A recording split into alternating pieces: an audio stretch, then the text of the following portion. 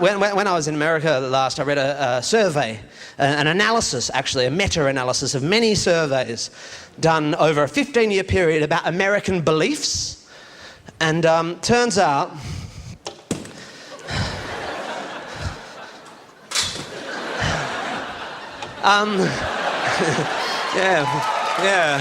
yeah, fuck the man, yeah.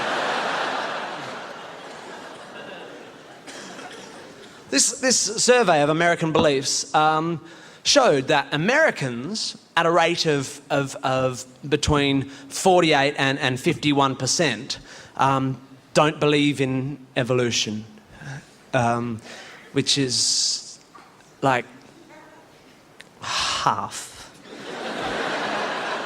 And on top of that 50-odd%, a further 38 to 40% of Americans believe that biological evolution has occurred, but believe that it was initiated by and has since been kind of administered by God. Leaving a very small percentage of Americans who are right.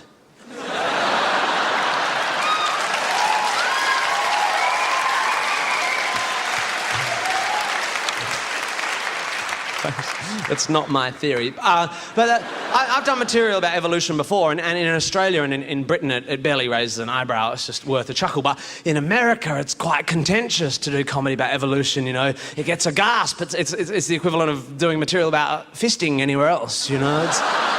It's quite confronting for them. I've been heckled by a man in the front row in New York loudly defending his disbelief in evolution. I've been pulled aside in foyers by people defending their disbelief in evolution in the same terms, interestingly enough. It's the same defence that the intelligent design movement uses in the high courts of American states to try and sneak its pseudoscience into American high schools. And that defence is always, but evolution is only a theory. Which is true. I mean, it is a theory, and it's good that they say that. I think it gives you hope, doesn't it? That maybe they feel the same way about the theory of gravity. And they might just float the fuck away.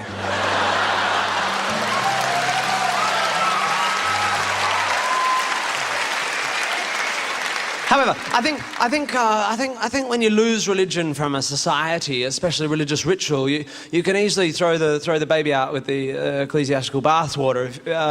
In that, there's some things I think I regret that we've lost, and one of those things is the opportunity for groups of people to come together and share a sense of common purpose, of common belief in song.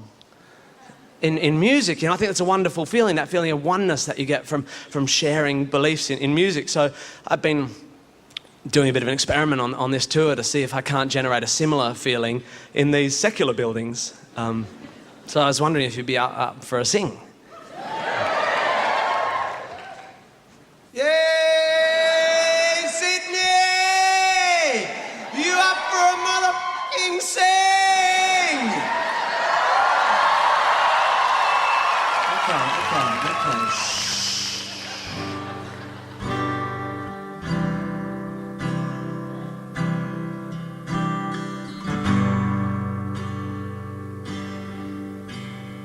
I love Jesus.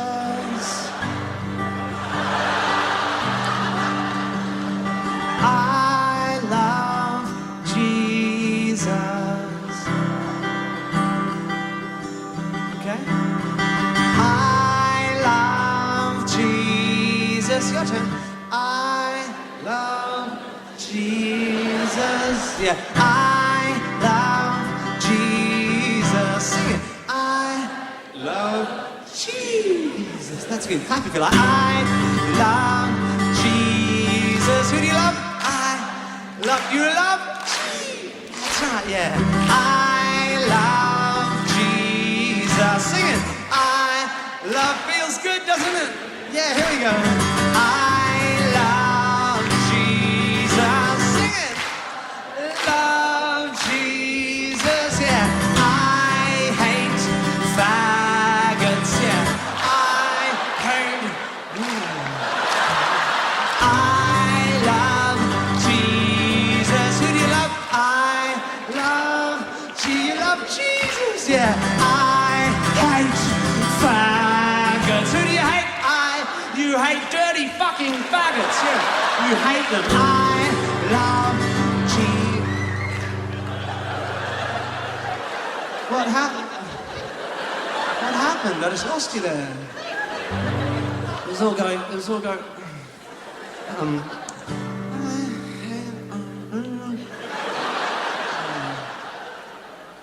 It's hard to know where to pick it up. Maybe these are ideas best shared in churches.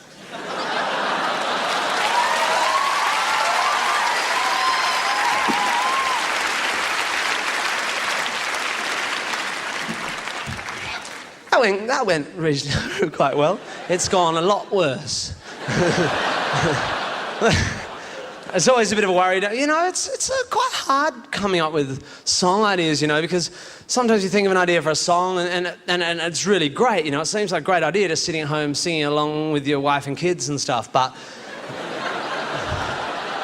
it's just hard to know where it's necessarily going to translate into the theatre environment, you know. No, I've always been a bit nervous about a song, and the reason I put that rather didactic punchline on the end there is because when I first tried it out, I was in a little club in North London, and I was just doing 15 minutes of new material, and I did my set, and it went fine, and after the set, I was having a drink, and a gay guy came up to me. I knew him vaguely. At the time, he was briefly the boyfriend of a mate of mine, and he said, "Hi, Tim." I said, "Hi, Luke, how you doing?" He said, "Yeah, really good. How'd you like the gig?" "Yeah, great, yeah, I've got an idea for you." "Great, okay." I said, what? And he said, "Well, I just had an idea, you know, I had an idea, take it or leave it. I just thought with that Jesus faggot song, it's really funny, but what about if halfway through the song you've got everyone singing along, I love Jesus, I hate faggots, and then halfway through you just switch it. So they're singing, I hate Jesus, I love faggots." And I was just like, fuck. Fucking homos, they just don't get irony.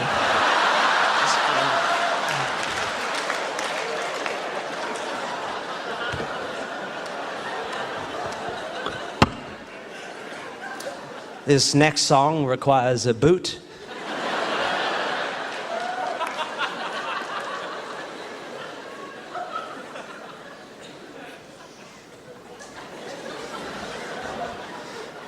If you're one of those people that finds the sort of bashing of religion and stuff tiresome or offensive, just give me 5 more minutes.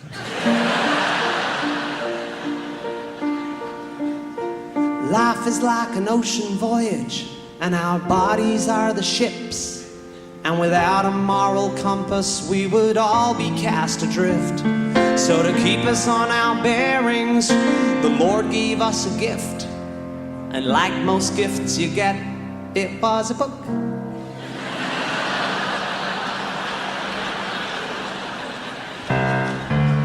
I only read one book, but it's a good book, don't you know?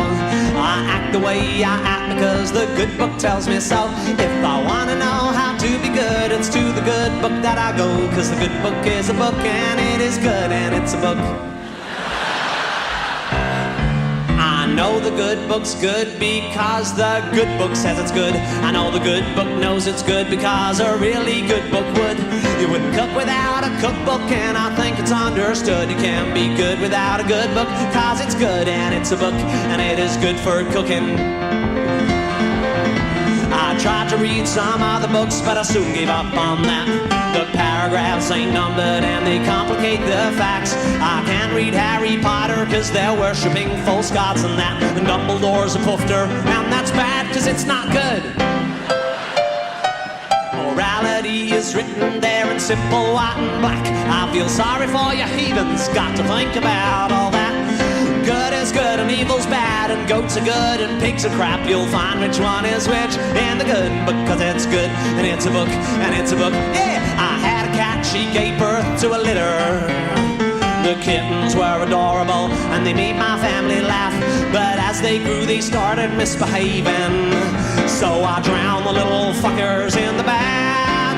When the creatures in your care start being menaces, the answers can be found right there in Genesis chapter 6 verse 5 to 7. Yeah, swing your partner by the hand, have a baby if you can. But if the voices in your head say to sacrifice your kid to satiate your loving God's fetish for dead baby blood, it's simple faith the book demands. So raise that knife up in your hands. Before the good book made us good, there was no good way to know if a thing was good or not that good, or kind of touch and go. So God decided he'd give writing allegoric prose a go. And so he wrote a book, and it was generally well received. The Telegraph said this God is reminiscent of the Norse. The Times said kind of turgid, but I liked a bit with horses. The Mail said lots of massacres, a violent tour de force. If you only read one book this year, then this one is a book, and it is good, and it's a book. Yeehaw! Swing your daughter by the hand, but if she gets raped by a man and refuses then to marry him, stone her to death.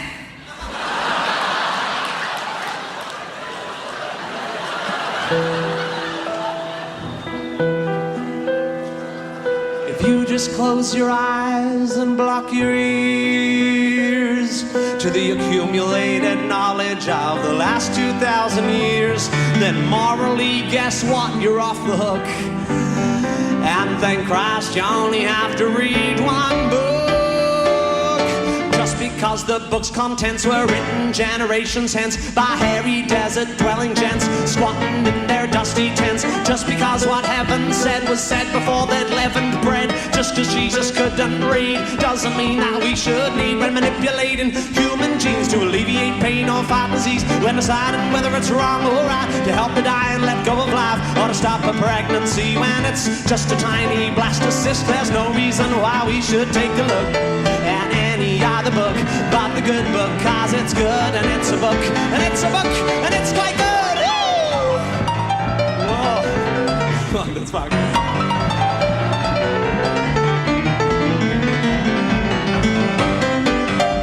If good is good and evil's bad and kids get killed when God gets mad, you better take a good look at the good book. I'm 33. Yes, Jesus age. And although it's hard, even with the available semi-historic text, to really judge how Jesus was feeling at this significant age, I think I can speak for contemporary males. I don't know if you guys agree. You get to that point in your life, like I think mostly in the early 30s for men anyway, where you start to realize that everything you want to say, everything you want to express in your life can't necessarily be expressed in comedy song.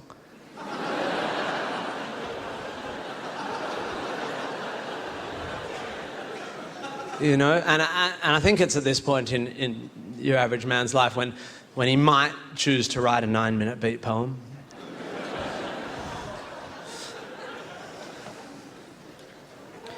This is a 9-minute beat poem.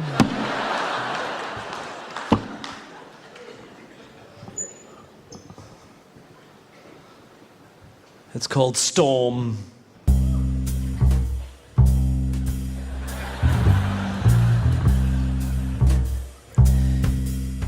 Inner North London, top floor flat, all white walls, white carpet, white cat, rice paper partitions, modern art and ambition. The host's a physician, bright bloke, has his own practice. His girlfriend's an actress, an old mate of ours from home. And they're always great fun, so to dinner we've come.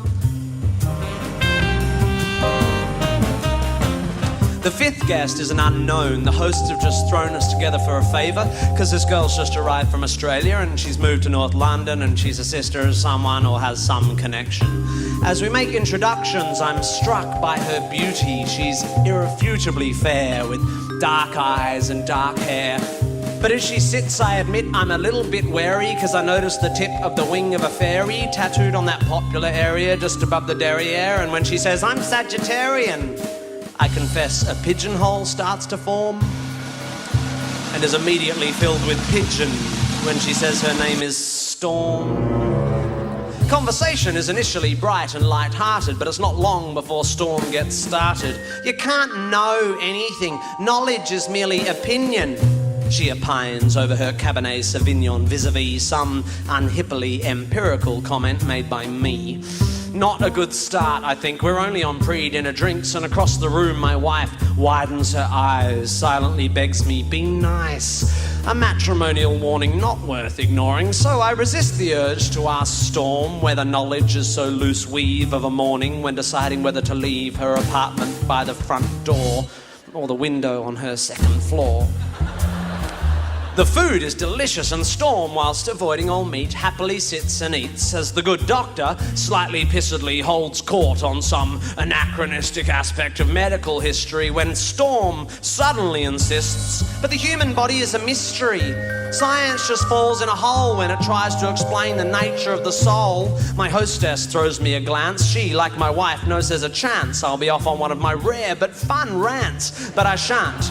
My lips are sealed. I just want to enjoy the meal, and although Storm is starting to get my goat, I have no intention of rocking the boat. Although it's becoming a bit of a wrestle because, like her meteorological namesake, Storm has no such concerns for our vessel.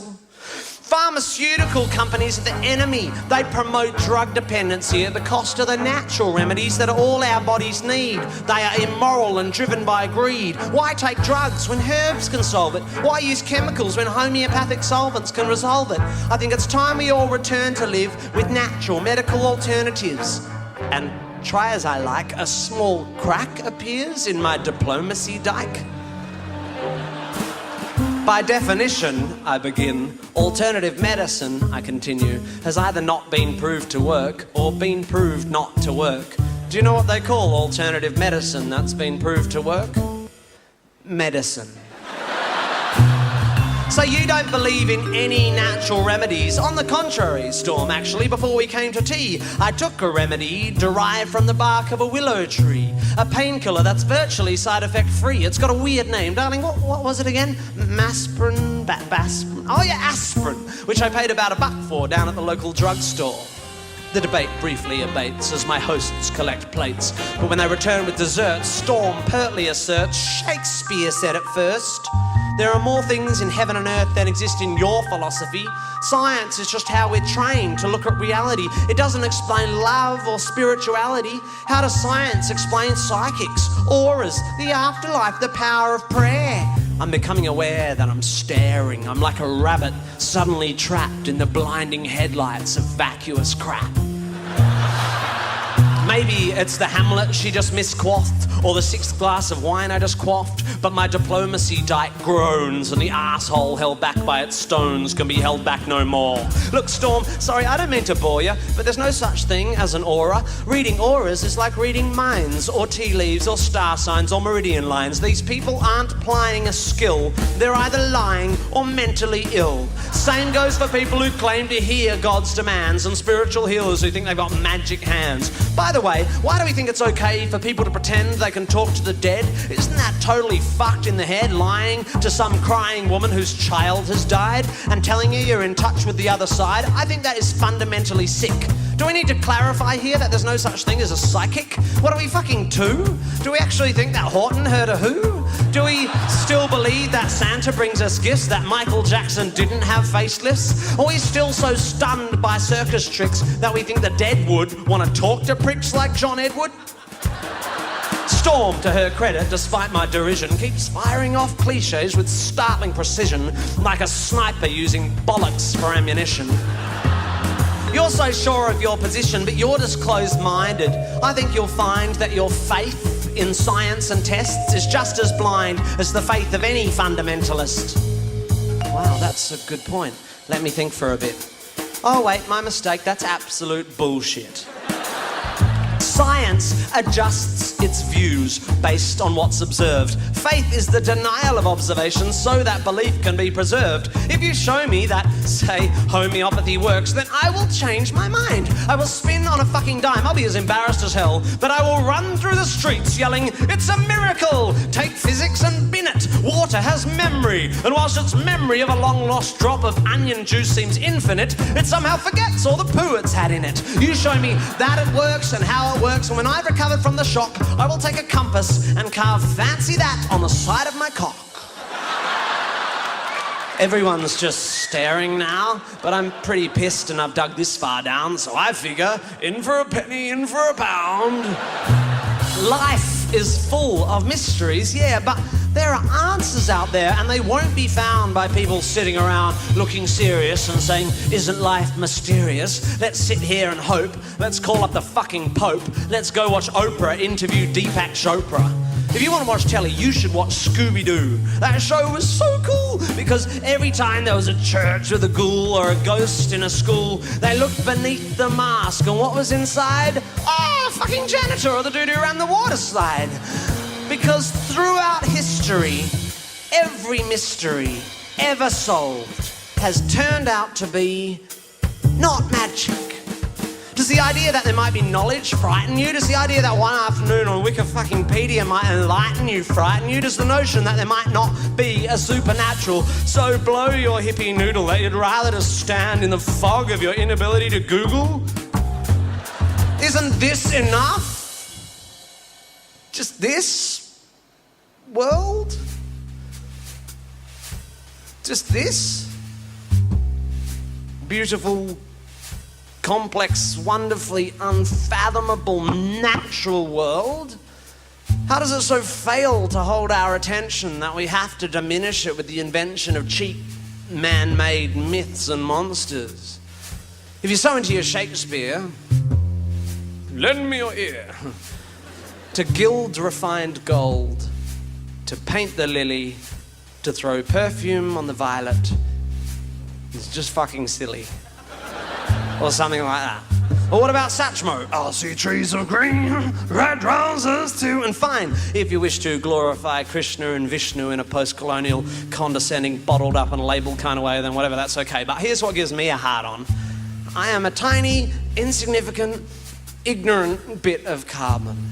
I have one life, and it is short and unimportant, but thanks to recent scientific advances, I get to live twice as long as my great-great-great-great-uncles and aunts. Twice as long to live this life of mine. Twice as long to love this wife of mine. Twice as many years of friends and wine, of sharing curries and getting shitty at good-looking hippies with fairies on their spines and butterflies on their titties.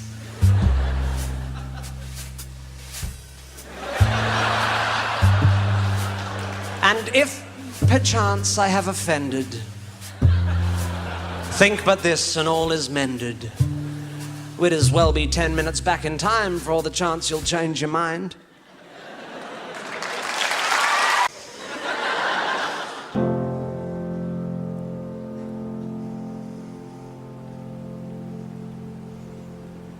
I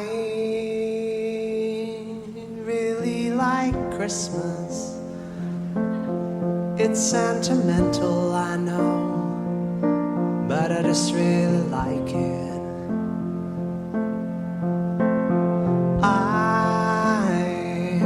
I'm hardly religious. I'd rather break bread with Dawkins than Desmond Tutu, to be honest. And yes, I have all of the usual objections to consumerism, to the commercialization of an ancient religion, to the westernization of a dead Palestinian press ganged into selling PlayStations and beer. But I still really like it.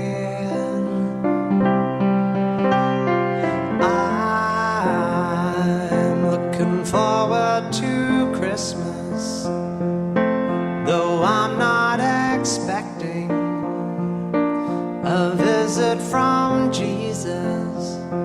I'll be seeing my dad,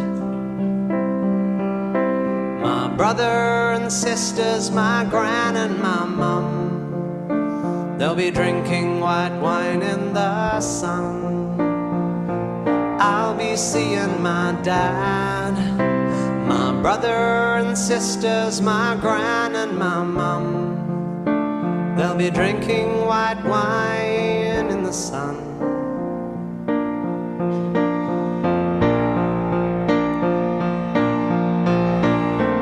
I don't go in for ancient wisdom. wisdom. I don't believe just 'cause ideas are tenacious, it means that they're worthy. I get freaked out by churches.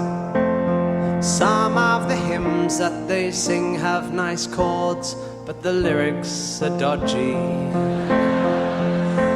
And yes, I have all of the usual objections to the miseducation of children who in tax-exempt institutions are taught to externalize blame and to feel ashamed and to judge things as plain right or wrong. But I quite like the songs.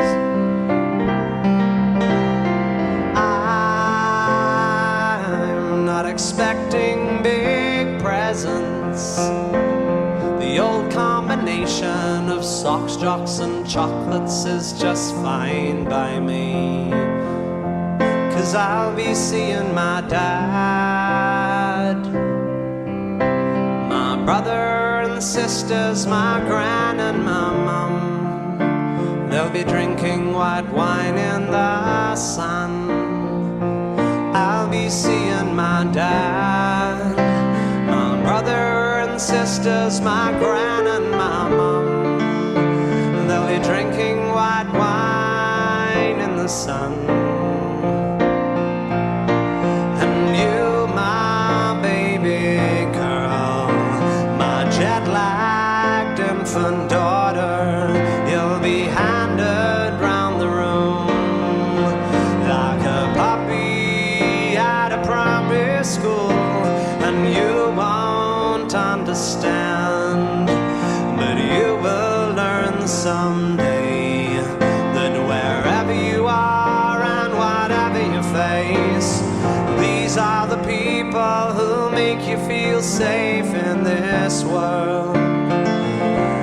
My sweet blue-eyed girl, and if my baby girl, when you're 21 or 31 and Christmas comes around and you find yourself 9,000 miles from home, you'll know whatever comes. Your brothers and sisters and me and your mum will be waiting for you in the sun whenever you come.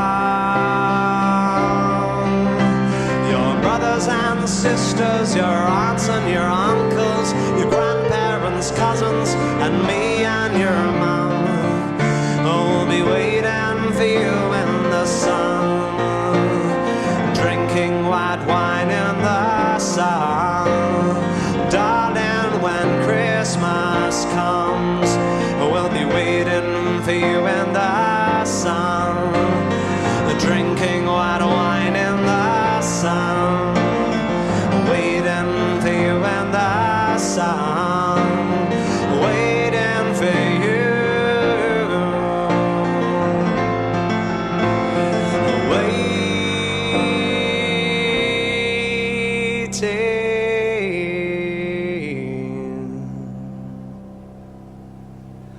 I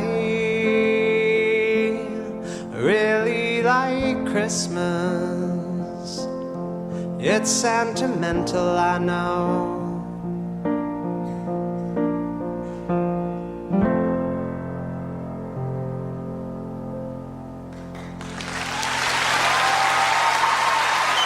Thank you so much. I guess the reason I brought that up, I guess what I'm saying is, if anyone has been offended so far by anything, if you're the sort of person that finds any of that sort of stuff objectionable, or for that matter, if you're a religious person, might want to pop out for about 5 minutes.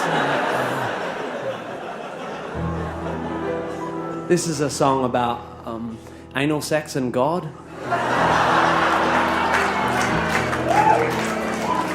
It's called 10-Foot Cock and a Few Hundred Virgins.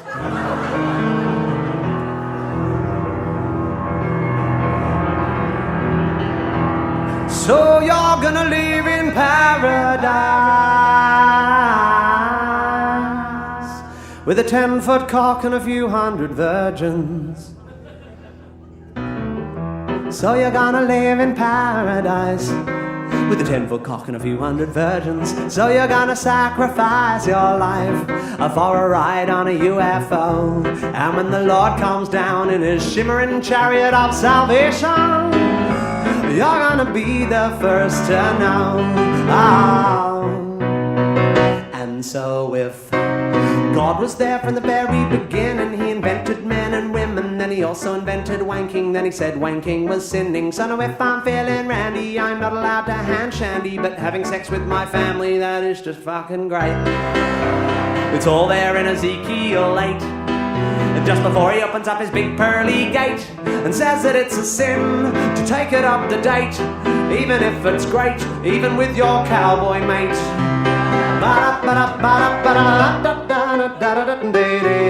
So you're gonna live in paradise with a 10-foot cock and a few hundred virgins. So you're gonna sacrifice your life for a shot at the greener grass. And when the Lord comes down with his shiny rod of judgment, he's gonna kick my heathen ass. Oh. So if you cover the bodies of your women, everybody is grinning because black is so slim, and though it's not great for swimming, but it gives you an erection with the increased sexual tension. What with the UV protection, that is second to none. You'll find it all in the Quran, just next to the bit that justifies guns and says that it's a sin to take it up the bum, even if it's fun, even with permission from your mum.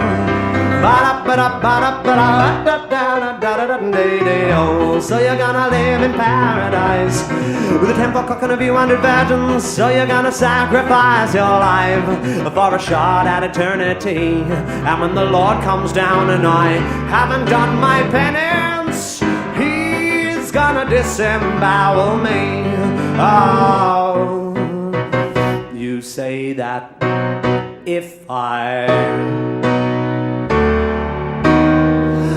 stumbled on a watch, I'd assume it had a watchmaker, that a muffin presupposes a baker, so we must agree sooner or later that this proves there's a creator. So if I put my foot in a stinker, you'd assume the existence of a sphincter, thus you don't need to be a great thinker to conclude that God's a bum, which negates the words of Genesis 1, which make him out to be so much fun, until Adam succumbed to temptation, and then his only son got nailed to a gum, or the Middle Eastern equivalent, which suggests that God's omniscience is nullified by his ambivalence, unless it turns out that he's impotent, and if God can't get a boner, I guess that explains the plethora of huge erections in his honor, because we all know a steeple's just a subconscious compensatory manifestation of a huge stiff penis, and still he tells us that it's heinous to stick a penis up your anus, even if you're famous, even if you're good at tennis.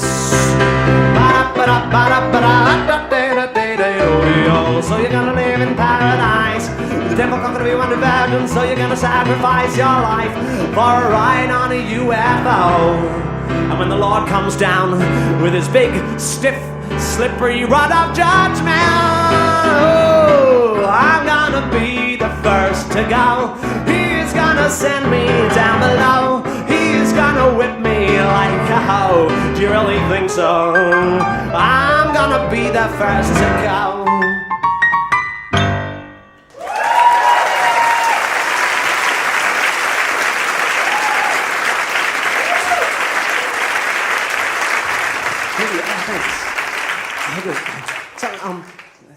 Thank you. Sometimes because material like that doesn't necessarily respect entirely some of the idiosyncrasies of a couple of the major monotheistic doctrines.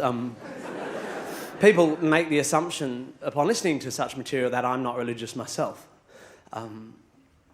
which is pretty spot on. But sort of beside the point. I don't want to be divisive, you know. And besides, I think you can be spiritual. I think you can have a deep sense of spirituality without actually adhering to any of the major religions.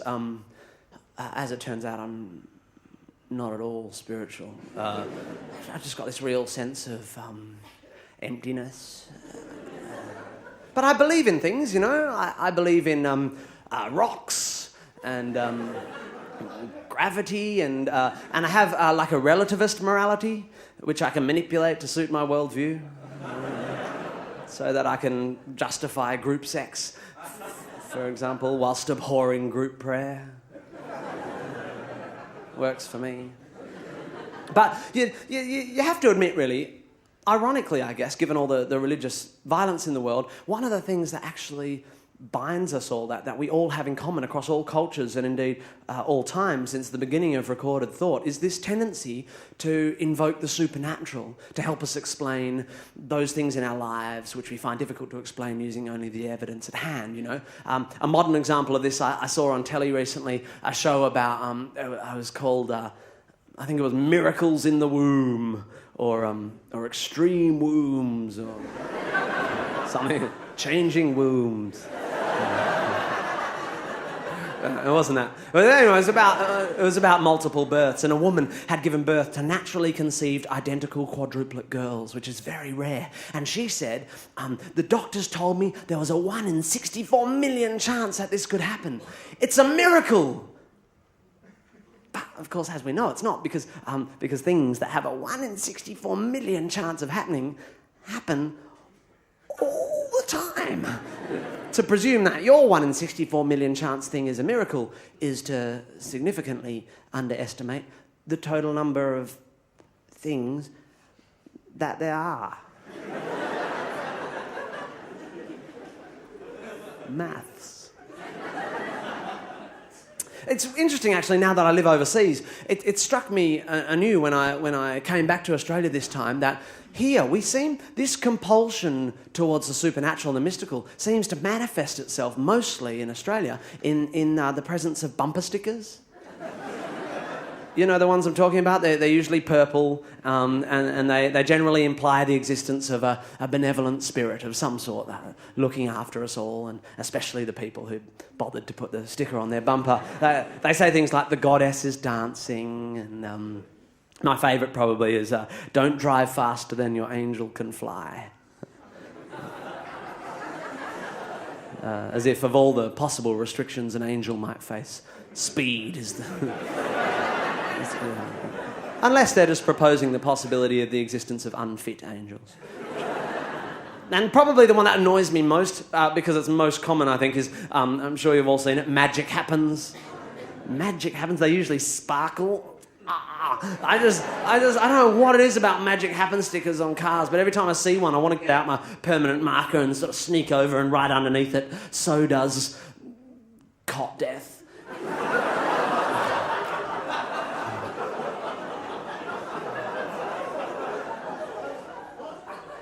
Under which a spiritual person with their slightly more ephemeral marker might choose to write something like, yeah, but sometimes the magician has to do bad magic in order to, A, test our faith, or B, for the purpose of a greater good.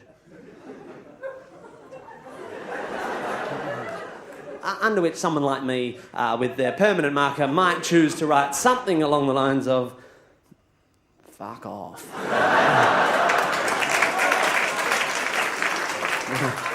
Thus ending an otherwise perfectly sensible bumper-based philosophical argument. I have a particular religious friend I go head-to-head with and get very boring at dinner parties with on these sort of big questions, and he always sort of seems to think that to be sceptical is to be cynical, and that my view of the world sees no beauty, which I always argue is not the case. I mean, I find the world a really exciting place. There are ideas that are a bit more sciencey, that are just as exciting as the kind of magic-y ones, you know, like the one of the greatest ideas of all time, evolution, the theory of natural selection, you know.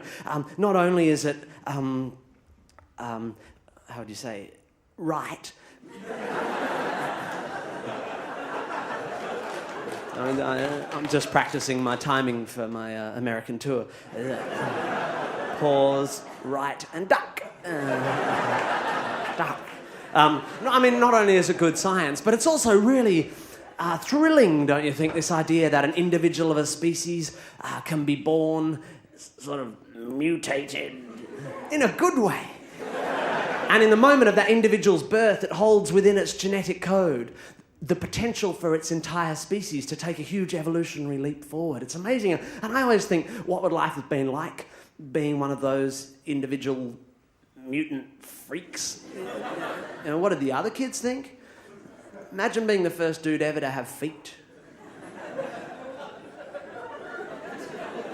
I reckon that would be really tough. And also, what I wonder is, how did these individuals with their new bits, like, how did they figure out how to use them? Did they just stumble upon their potential purpose one day, just accidentally, you know?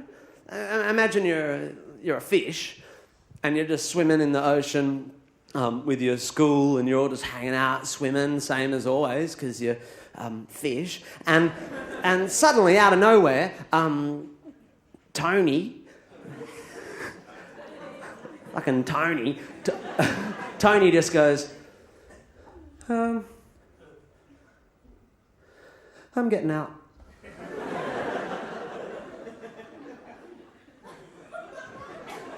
Yeah, I'm freezing.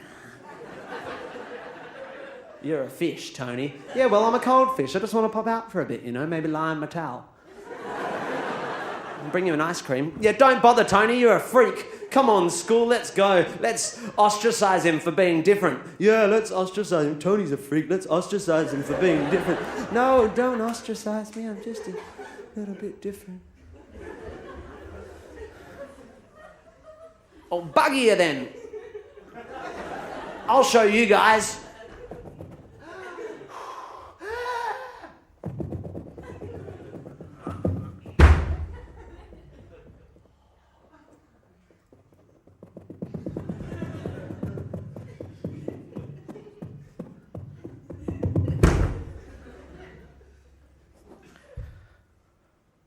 Fuck me. Those are going to come in handy.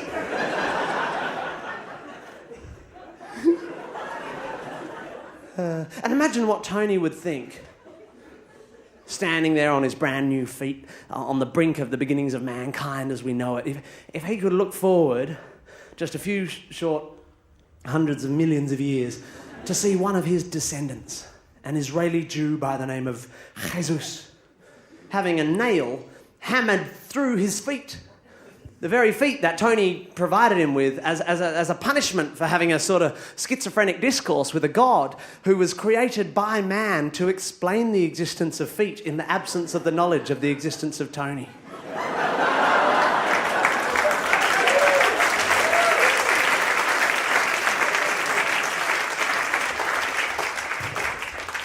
I think that would blow his little fishy mind. This religious friend of mine, arguments often end with him telling me that I'm not very open-minded. And because he's my friend and I respect him, I've written him a song. It's called, If You Open Your Mind Too Much, Your Brain Will Fall Out. Which I think is brilliant. It's so clever. Unfortunately, I didn't come up with it myself. I read that in a book. So to avoid copyright issues, I've given it a subtitle, which is, Take My Wife!